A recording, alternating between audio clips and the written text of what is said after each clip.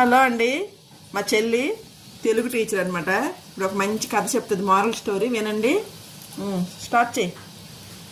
ఈ రోజుల్లో చాలామంది పని చేయకుండానే పని చేసే వాళ్ళకి డిస్టర్బెన్స్ చేస్తూ లాస్ట్కి పని చేసినట్టు ఏదో బిల్డప్లు ఇస్తూ చాలామంది బ్రతికేస్తూ ఉంటారు. ఎలాగంటే ఫర్ ఎగ్జాంపుల్ ఒక రైతు ఉండేవాడంట.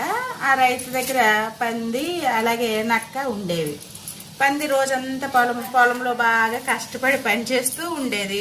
ఈవినింగ్ వచ్చినప్పుడు దారిలో వస్తా ఆ బురదనంతా కడుక్కొని రైతు దగ్గరికి వచ్చేది.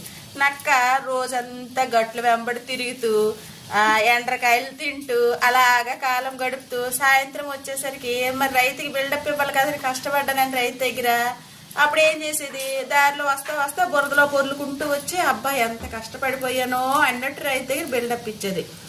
నిజమే కదా, పాపం నక్క చాలా కష్టపడింది అని అనుకునేవాడు అనమాట ఎప్పుడు కూడాను.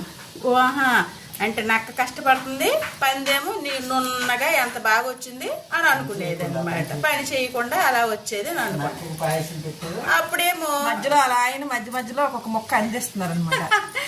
కష్టపడిన నక్కకి రైతు ఏం చేసేవాడు, అబ్బా బాగా కష్టపడి పని చేసింది కాబట్టి తనకి తక్కువ చేయకూడదని చెప్పి పాయసం పెట్టి పందికేమో మిగిలిన సెద్దన్నము గింజన్నము ఏదో ఒకటి పడేసేవాడు అనమాట. పాపం రోజంతా కష్టపడిన పందికి. ఈ రోజుల్లో కూడా ప్రతి ఒక్కరి పరిస్థితి కూడా అంతే. కష్టపడేవాడికేమో సరైన ఫలితం ఉండదు, కష్టపడకుండా ఏదో బిల్డప్లు తిరిగే వారికి మాత్రము బిల్డప్ పైకి మాత్రం బాగా వస్తుంది. కొద్ది రోజులు పోయిన తర్వాత ఏదో ఒక రోజు నిజమైనది బయటకు వస్తుంది కదా. అలాగే రైతు అలాగా చూడడానికి ఒక రోజు పొలంలో పని ఎలా జరుగుతుందా అని వెళ్తాడనమాట. వెళ్ళిన తర్వాత చూసేసరికి పాపం పందంతా బాగా కష్టపడి అలా బాగా కష్టపడుతుంది. నక్క గట్లు వెంబడి అలా తిరుగుతా ఉంది. ఓహో రోజు చేసే పని ఇదా, సర్లే సాయంత్రం రానివ్వండి దీని పని చెప్తాను అని అనుకుంది అనమాట. అప్పుడు సాయంత్రం వచ్చేసరికి పంది మళ్ళీ ఎప్పట్లాగే బాగా స్నానం చేసి నీట్గా వచ్చింది. నక్క దొర్లుకుంటా వచ్చింది అనమాట బురదలో. రైతు చూసి మా రైతు యజమానేమో మంచి పాయసం పెడతాడులే అని చాలా ఆనందంగా ఎగురుకుంటూ గెంతులేసుకుంటూ నక్క వస్తుంది అనమాట.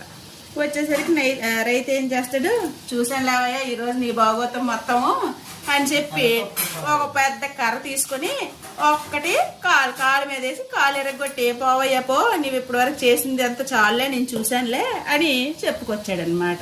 కాబట్టి ఎప్పటికైనా నిజం అనేది బయటికి తెలుస్తూనే ఉంటుంది.